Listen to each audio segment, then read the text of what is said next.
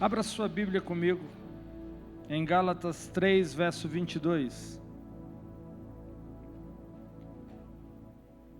Gálatas, capítulo 3, verso 22.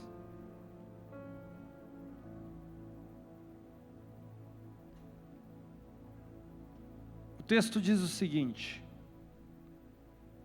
mas as Escrituras aprisionam todas as coisas sob o pecado, para que a promessa pela fé em Jesus Cristo seja dada aos que creem.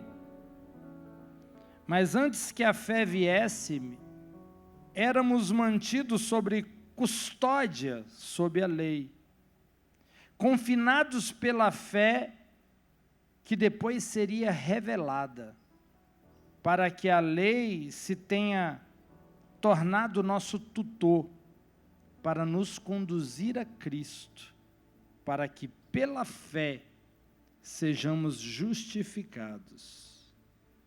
Mas agora que a fé veio, não estamos mais sobre a orientação de um tutor, pois todos vocês são filhos de Deus, pela fé em Jesus Cristo. Uau! Esse texto está dizendo que a lei foi o nosso tutor. Um tutor que tinha o objetivo de nos conduzir a um lugar, nos conduzir a Cristo. Nos conduzir a Cristo para que fôssemos justificados pela fé. Veja o papel da lei na história. E agora que nós estamos na fé, diz o texto, não necessitamos mais da orientação de um tutor. Não há mais a necessidade. E o texto termina, porque agora somos filhos de Deus pela fé em Jesus Cristo. A dispensação da lei, ela não foi permanente, ela não era para sempre. Ela tinha um objetivo, ela tinha um propósito a se cumprir.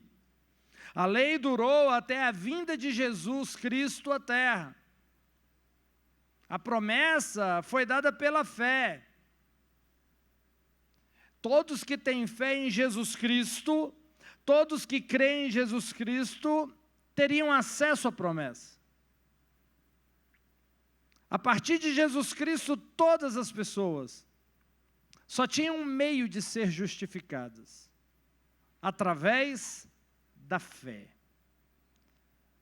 No passado, as famílias gregas e romanas, as famílias mais ricas, elas tinham tutores.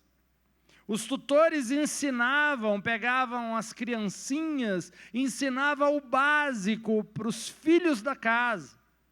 Eles tinham o papel de dar a base de conhecimento, daquilo que a família acreditava. Depois os tutores saíam de cena e o pai assumiria a partir dali.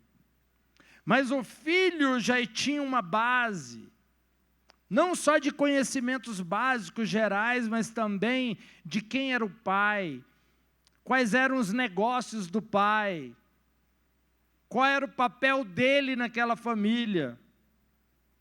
Então, depois de um momento, o tutor saía de cena e o filho era entregue para o pai. A lei te preparou com o básico e te levou a Cristo. E a mensagem é: Cristo assume daqui para frente. Jesus assume daqui para frente. O seu Pai Celestial assume daqui para frente. Na tutela do Pai, você pode ocupar a sua posição, a posição que você nasceu para ocupar, de herdeiro do mundo. Romanos 4, verso 13, olha o que diz. Romanos 4, verso 13. Porque a promessa a Abraão e a sua descendência, de que seria herdeiro do mundo, não foi pela lei, mas pela justiça da fé. Pois se os que são da lei são herdeiros, a fé é nula e a promessa fica sem efeito. Pois a lei produz a ira, pois onde não há lei, também não há desobediência. A palavra mundo utilizada aqui nesse texto que acabamos de ler, quando a Bíblia diz herdeiro do mundo, é cosmos em grego, que significa todos os privilégios e dons da criação. Herdeiros de todos os privilégios e dons da criação de Deus. Pela fé, você ocupa uma posição de herdeiro do mundo. Essa promessa foi dada a Abraão e a sua descendência. E se você pegar na sequência do texto, você vai ver que a descendência de que Paulo fala, que herdariam a promessa que Deus deu a Abraão, é a descendência de Cristo. São todos aqueles que iam nascer a partir de Cristo. Então, se nós estamos em Cristo, nós somos herdeiros do mundo pela justiça da fé. Você não vai governar, você não vai assumir uma posição que você nasceu para assumir em Cristo, que Deus planejou antes do seu nascimento, se não for pela fé em Cristo Jesus. A Bíblia diz que os que são da lei, se eles forem herdeiro, a fé é nula. Os que são da lei não são herdeiros. A promessa fica sem efeito se os que são da lei se tornarem herdeiros. Cristo morreu em vão se os que são da lei também forem herdeiros. Entenda que Adão, ao pecar, ele deu o seu governo a Satanás. Tornou Satanás o príncipe deste mundo. Só que o reinado de Satanás, no lugar de Adão, finalizou em Cristo, na cruz do Calvário. O reinado, ele é terminado, ele é finalizado. E agora todos aqueles que nascem de novo em Jesus Cristo, eles podem assumir essa posição. Eles devem assumir essa posição. E como você assume essa posição? Pela justiça da fé em Cristo Jesus. Como herdeiro do mundo, você tem que entender que você é o governador, você é a cabeça da criação. A posição do homem foi para que ele governasse, para que ele dominasse sobre tudo que Deus havia criado. Então, como herdeiro do mundo, se você está em Cristo, você é herdeiro conforme a promessa. Se você é herdeiro conforme a promessa, você então é herdeiro do mundo, de tudo aquilo que Deus criou. Então, se você é herdeiro do mundo, você será suprido de acordo com o reino que você representa. Você não pode passar necessidade sendo o herdeiro e o governador e o príncipe do mundo. Provisão e saúde são bênçãos incluídas para quem ocupa a posição de herdeiro do mundo. Não tem como ser esse herdeiro do mundo doente. Olha o herdeiro do mundo ali, está acabadinho, doente, quase morrendo. Mas ele é herdeiro do mundo. Não, está errado.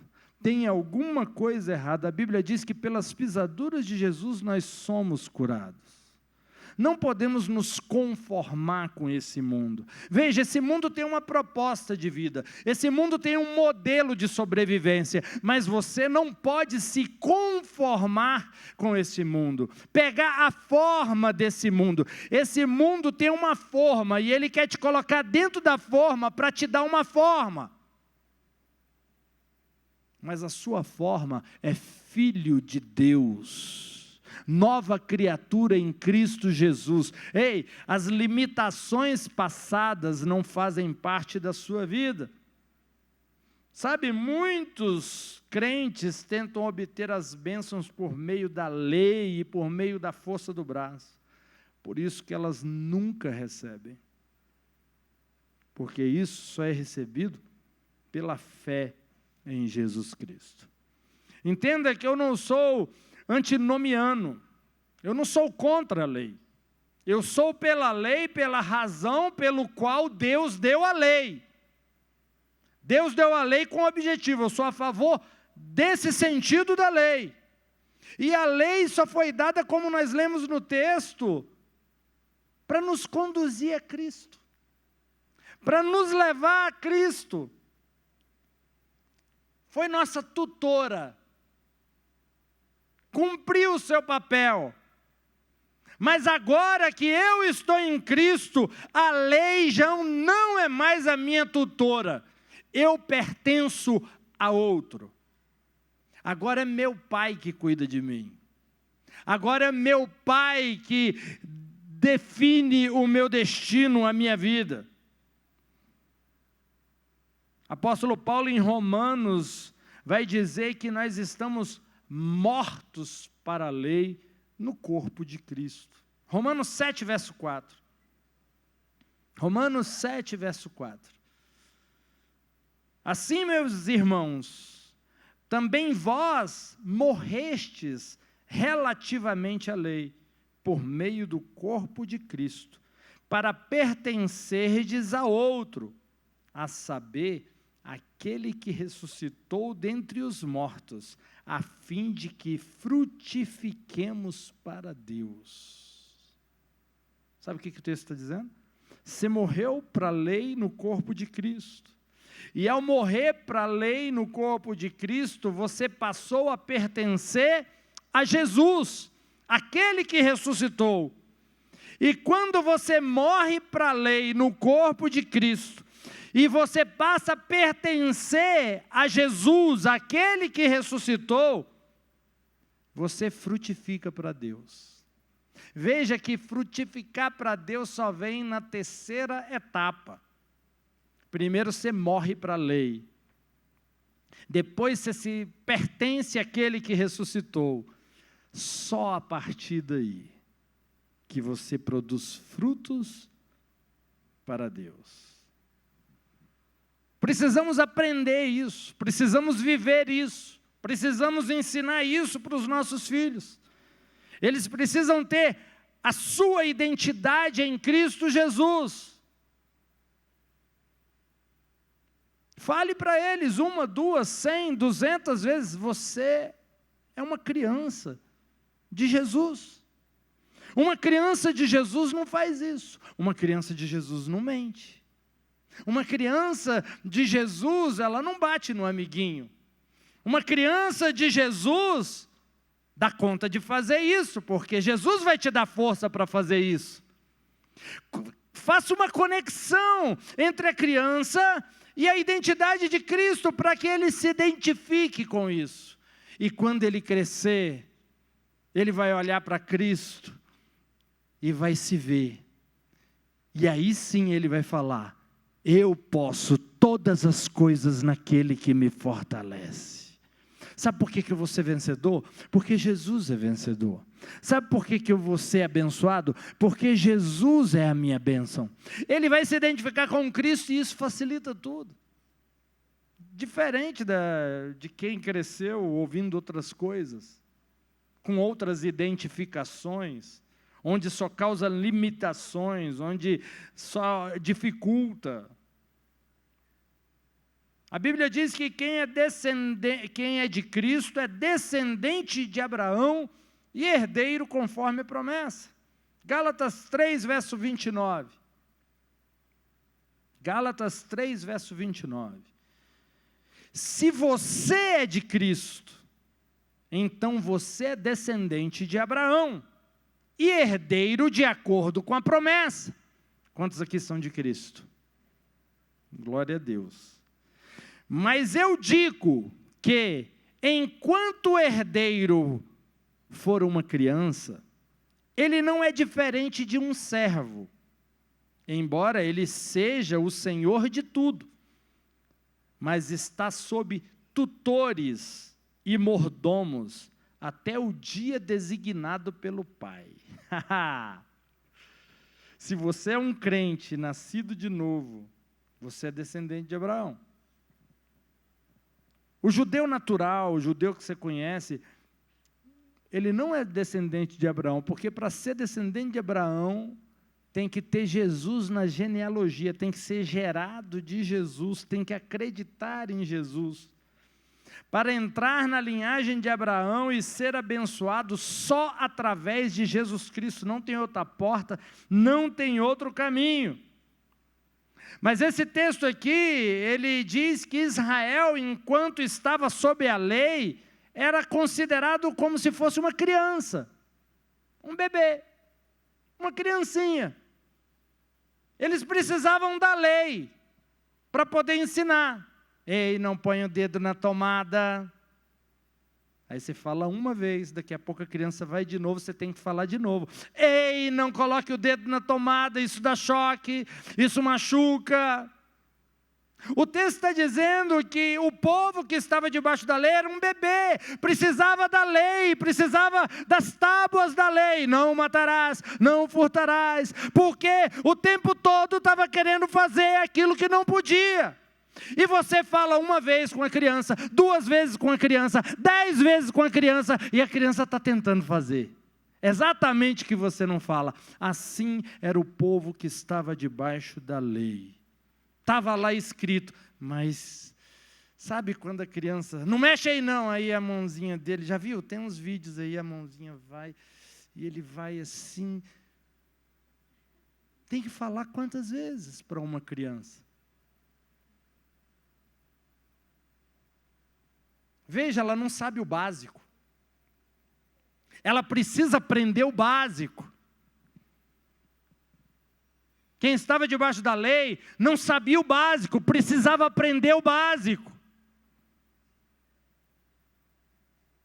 O que nós lemos aqui no texto, o termo, o dia marcado pelo pai, que era o dia que o tutor ia sair de cena e o pai ia assumir o controle, o termo, o dia marcado pelo pai, nos lembra da cerimônia do Bar Mitzvah, que é uma cerimônia realizada para meninos judeus que estão chegando na maioridade, onde o tutor não vai cuidar mais dele, agora é o pai. Só que o menino já está preparado, ele já está maduro, ele já entende das coisas, ele já sabe o papel que ele vai assumir na família, nos negócios do pai. Ele já não precisa do pai ficar lembrando, não faça isso, não faça aquilo, você precisa acordar. Ele já tem no seu DNA e no seu coração a responsabilidade, as leis, ele já sabe o que fazer, ele não precisa de alguém dizendo, esse é um filho maduro de Deus.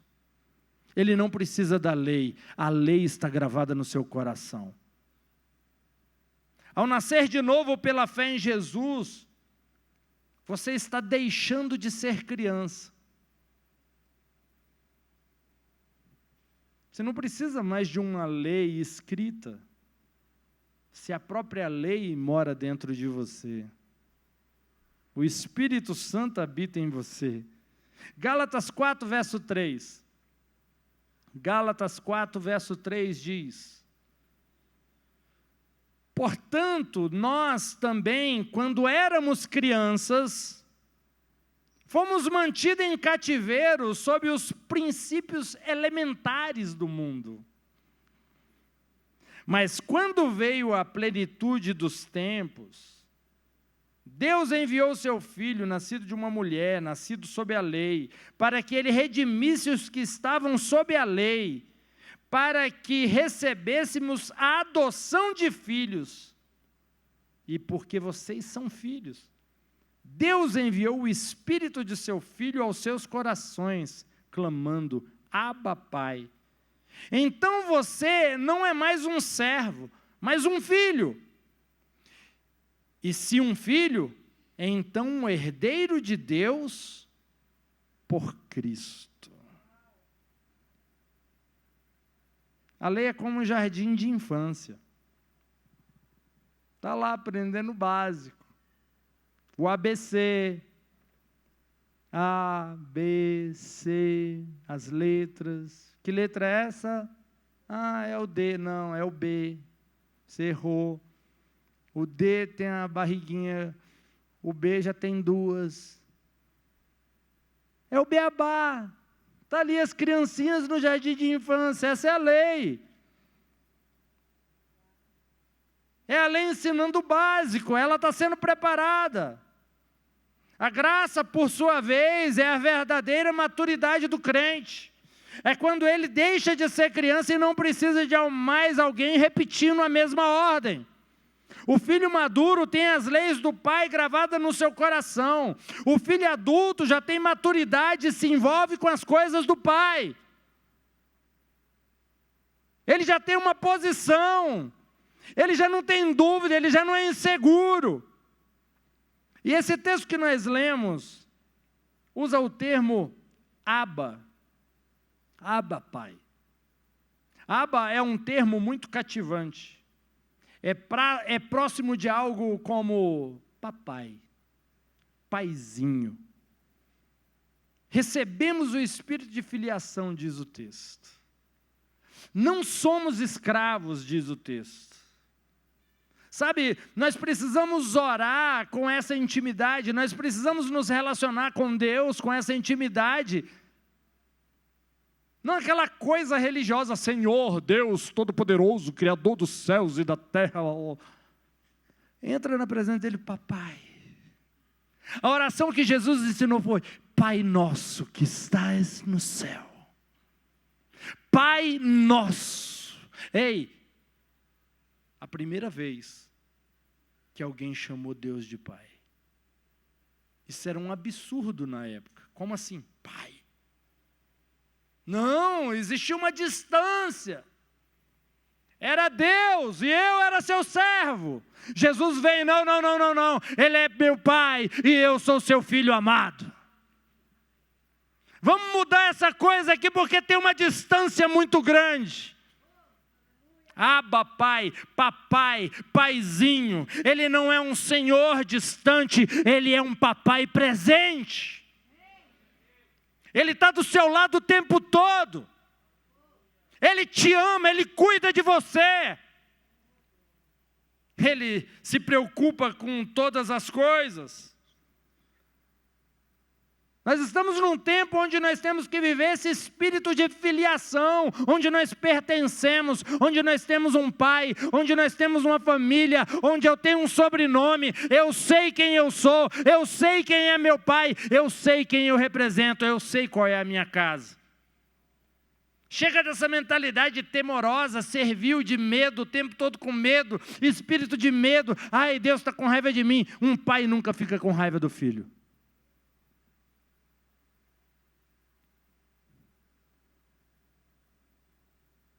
Espírito de filiação. Viva sabendo que Deus é o seu papai, que Ele te ama. Abandone o espírito de escravidão. Abrace o espírito de adoção. Romanos 8, verso 15. Olha o que diz. Romanos 8, verso 15.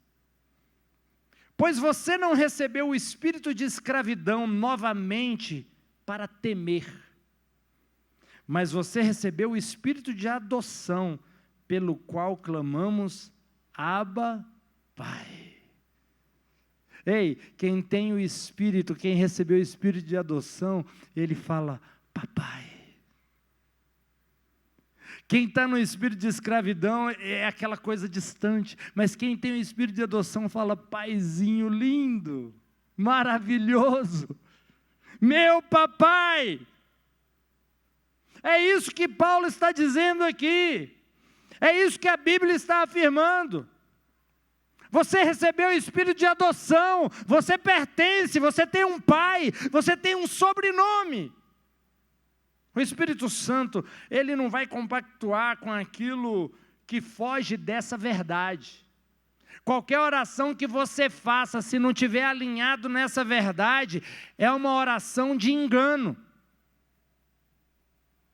pessoas e crentes, filhos de Deus, que já aceitaram Jesus fazendo oração como se fossem escravos, como se fossem servos. Você é filho. Você é um filho amado. Orações feitas com espírito de servidão não são respondidas. Por isso que muita gente ora e não recebe. A Bíblia diz: pedis e não recebestes, porque pedis mal. Está pedindo errado. Sabe, a Bíblia diz: pelas pisaduras de Jesus você foi curado. Aí a pessoa: se for da sua vontade, você me cura. É uma oração que não tem resposta. Como assim? Eu já disse que você está curado pelas pisaduras de Jesus e agora você vira para mim e diz: se for da tua vontade. Você não está vendo qual é a minha vontade na Escritura? Está registrado. Eu quero te curar. Eu quero te dar um milagre. Mas você não faz uma oração de filho de alguém que sabe que é herdeiro. Ei, você é herdeiro de saúde. Você é herdeiro de vida. Você é herdeiro da eternidade. Você é herdeiro de tudo aquilo que pertence a Deus. Se você é de Cristo, você é descendência de Abraão e herdeiro de Deus conforme o que foi prometido. Você crê nisso? Ore como filho e herdeiro do mundo e seja abençoado. A verdade é que Jesus veio para revelar esse nome maravilhoso. É legal você saber todos os nomes de Deus e seus significados. Mas Jesus, ele veio revelar um nome de Deus. João 17, verso 26. João 17, verso 26 diz: eu lhes fiz saber o teu nome, e vou torná-lo conhecido, para que o amor com que me amaste esteja neles, e eu neles. O nome que Jesus veio revelar foi Papai. Paizinho. E não existe um nome de Deus mais poderoso do que esse. Porque papai significa tudo. O provedor, o protetor, o meu gerador, o meu mentor, o meu melhor amigo. Papai significa tudo. Papai engloba tudo. Papai é completo. Papai não tem nada de fora. Papai tem interesse que o filho seja curado. Papai tem interesse que o filho tenha tudo. Papai tem interesse que o filho tenha sucesso. Papai tem interesse que o filho prospere. Papai tem interesse que o filho seja bem-sucedido. É um nome completo. É o nome que Jesus veio revelar. Papai não fala só a respeito de Deus. Fala a respeito de mim e de você. Nós temos um Pai. Nós temos um Pai no céu. Pai nosso que estás no céu. Papai fala de mim e de você. Fala da nossa identidade, fala da nossa origem, fala do nosso DNA. Fala de quem nos gerou. Pai é o maior e a mais elevada revelação de Deus. Nada é tão elevado como definir Deus como Pai. Chega de ser criança. Chega de ser bebê. Chega de gugu, dadá.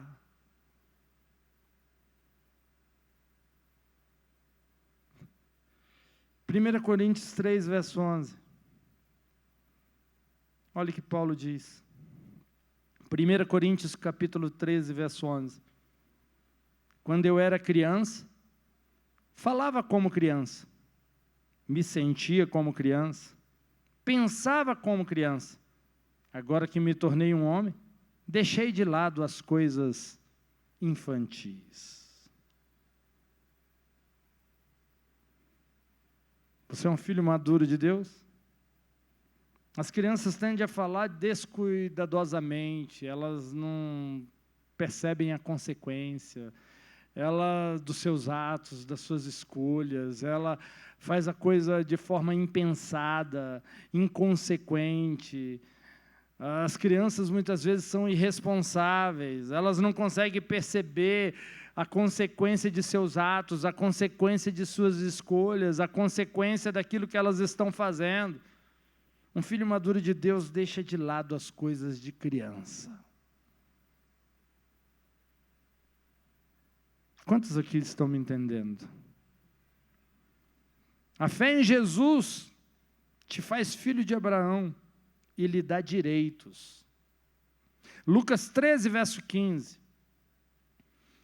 Portanto, o Senhor respondeu-lhe: hipócritas, cada um de vocês não liberta seu boi ou jumento da baia no sábado e o leva para a água? Não deveria esta mulher, sendo filha de Abraão, a quem Satanás amarrou por 18 longos anos, ser libertada dessa escravidão no dia de sábado? Essa mulher enferma teve fé em Jesus, e após ela colocar a sua fé em Jesus, ela foi chamada de filha de Abraão.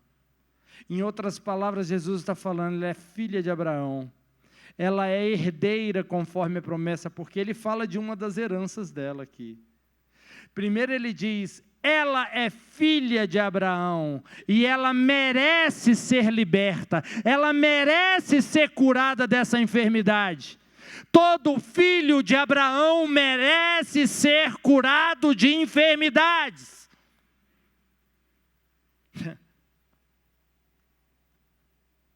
Essa filiação lhe deu o direito de ser liberta. Essa filiação deu o direito a ela, deu a herança dela de ser curada. 18 anos! E ninguém resolveu o problema dela. Quando ela coloca sua fé em Cristo, ela acessa aquilo, através de Cristo, ela acessa aquilo que Deus prometeu para Abraão. Zaqueu também foi chamado de filho de Abraão. Lucas 19, verso 9. Jesus disse-lhe, hoje a salvação veio a esta casa, porque também ele é filho de Abraão. Zaqueu se torna filho de Abraão quando coloca sua fé em Jesus. Se ele se torna filho de Abraão, ele se torna herdeiro conforme a promessa. E já começa a produzir frutos para Deus. A salvação veio a esta casa, porque ele também é filho de Abraão. Jesus, a graça, te coloca na linhagem para ser abençoado. Te coloca no alvo da bênção. Te coloca no alvo do favor. Você vai ver que no capítulo anterior de Lucas 19, Jesus estava falando com um jovem rico. E o Espírito Santo colocou esses dois textos, um do lado do outro, de propósito. A história de Zaqueu e do jovem rico. A intenção era mostrar a diferença da lei e a diferença da graça. Zaqueu, ao receber a graça de Jesus, ele abre a sua carteira de bom grado e ele está disposto a devolver mais dinheiro do que havia roubado. Ele estava disposto, Jesus não pediu para ele fazer isso. Ele teve contato com a graça e decidiu restituir mais do que havia tirado. Quando o jovem rico recebeu a lei de Jesus, ele não foi capaz de dar um ciclo de prata. Sabe o que eu estou querendo dizer? A graça te torna generoso. Eu vou te dizer uma coisa que as pessoas que são infiéis nos dízimos e ofertas são pessoas presas na lei, no natural. Pessoas presas na lei são pessoas presas no natural, na força do braço, na capacidade. Elas acham que o dízimo vai fazer falta. Zaqueu falou, eu vou dar mais do que eu tirei. Graça. O meu justo viverá pela fé. Veja, ele saiu da dimensão da falta. Ai, vai faltar. Tem aquela conta para pagar. Ai, não sei o quê. É a lei. Eu estou preso ao que vejo. Eu estou preso ao que sinto. Eu estou preso ao que percebo. Vai faltar. Esse dinheiro aqui era para pagar aquilo. Não tem como. A graça não, é tipo assim, o meu provedor é Cristo, o meu Pai é o dono do ouro e da prata, nada vai me faltar, eu sei que Ele vai abrir as janelas dos céus e derramar bênçãos sobre mim, que eu não vou conseguir contar. Então Zaqueu falou, eu dou mais, eu não quero só restituir na medida não, eu quero dar mais. Isso é a graça. O que ele estava vendo? Mas o jovem rico, ele chegou com a lei diante de Jesus e Jesus respondeu para ele com a lei. E ele foi mesquinho e incapaz de dar um ciclo. Reteve. Nós fomos o motivo que levou Jesus para a cruz do Calvário. Apocalipse 5, verso 8. Apocalipse 5, verso 8. E quando tomou o livro, os 4 seres viventes e os 24 anciões prostraram-se diante do Cordeiro, tendo cada um deles uma harpa e taças de ouro cheias de incenso, que são as orações dos santos. E entoavam um novo cântico, dizendo, digno és de tomar o livro e de abrir-lhe os selos, porque foste morto e com teu sangue comprastes para Deus os que procedem de toda tribo, língua, povo e nação, e para o nosso Deus os constituístes reis e sacerdotes, e reinarão sobre a terra.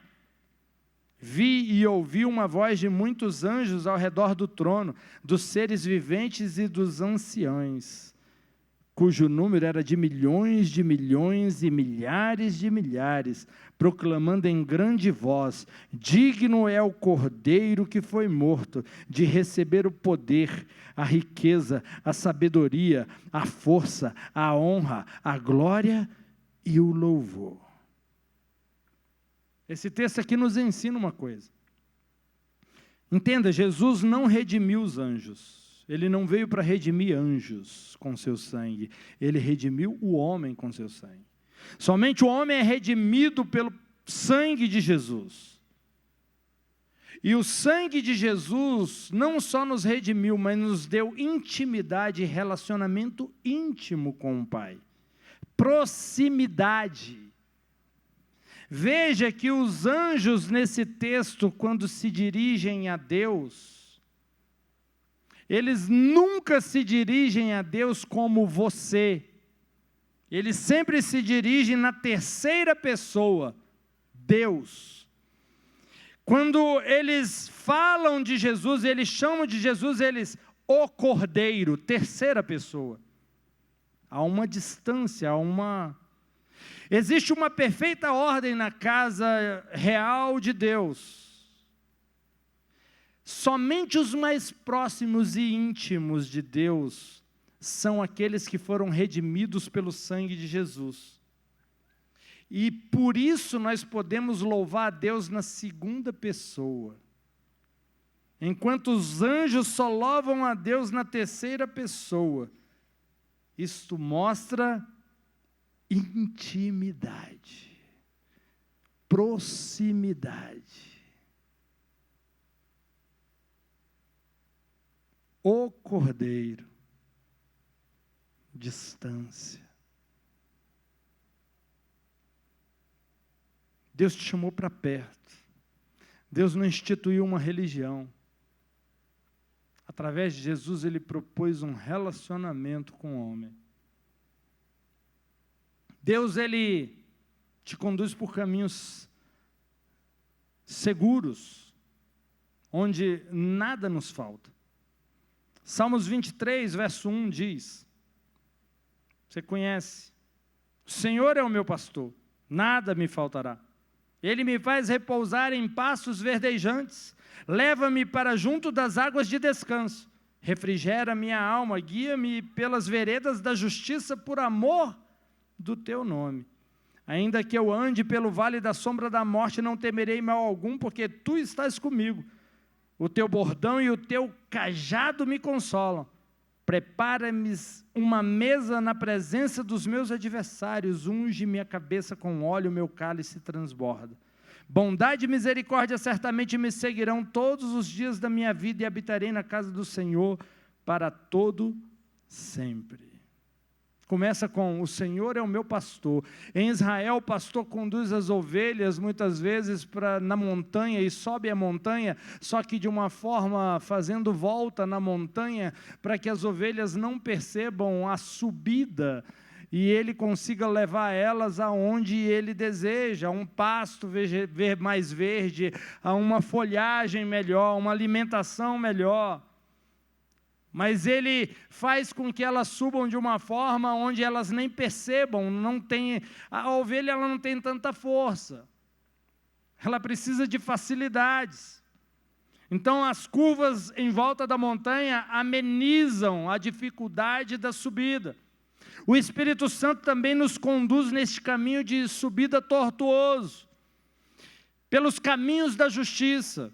Ele nos leva bem mais alto que percebemos, mas essas voltas a gente não percebe, mas daqui a pouco a gente está subindo, a gente está subindo, a gente está subindo, e o Espírito Santo nos levou para os lugares mais altos. Ele te levou para o cumprimento da promessa, para o cumprimento do milagre, ele te levou para aquela promessa, para a terra prometida. Você está me entendendo? Deus está muitas vezes te levando para lugares altos, você não está nem percebendo. Ainda corre risco de dar uma murmurada no caminho, nem está percebendo que está subindo. Por quê? Porque está subindo assim pela montanha. Então, quase não sente subida, parece que não está indo para lugar nenhum, mas você está indo para cima, você está indo para o topo, você está indo para o lugar mais alto. Amém? A sombra da morte, citada nesse texto, é somente a aparência da morte, porque Jesus venceu a morte. E quando escurece, e as ovelhas não estão no aprisco, os pastores em Israel vão para o meio da ovelha, e do meio dela eles levam ela. Quanto mais escuro você tiver em situações da sua vida, significa que mais perto o seu Pai está. Está escuro? Ele está no meio. Ele está ali. Ele vai te levar para um lugar seguro. Ele vai te levar para pastos verdejantes.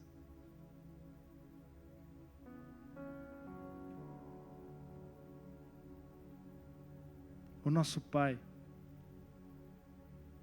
é um Pai protetor, é um Pai amoroso, é um Pai bondoso.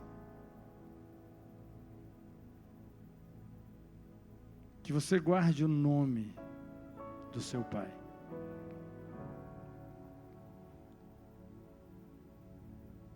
O nome que Jesus veio anunciar. Abba, Pai. Paizinho. Papai. É o nome de Deus mais poderoso que existe. Papai. Define Ele. Completamente. Perfeitamente. E nos define também. Porque quando eu olho para Ele e falo, papai, eu estou dizendo, eu sou seu filho. Não só seu filho, porque quando eu falo papai, veja, é algo carinhoso. Então eu estou dizendo, eu sou o seu filhinho. Eu sou o seu filho amado.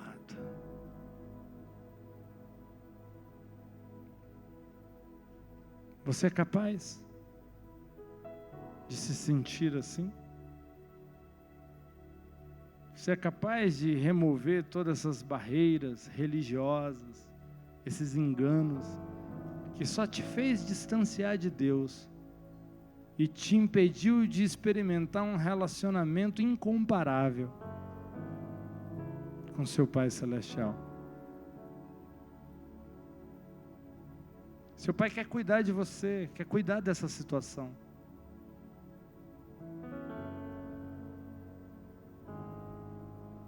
Sem medo, sem distância,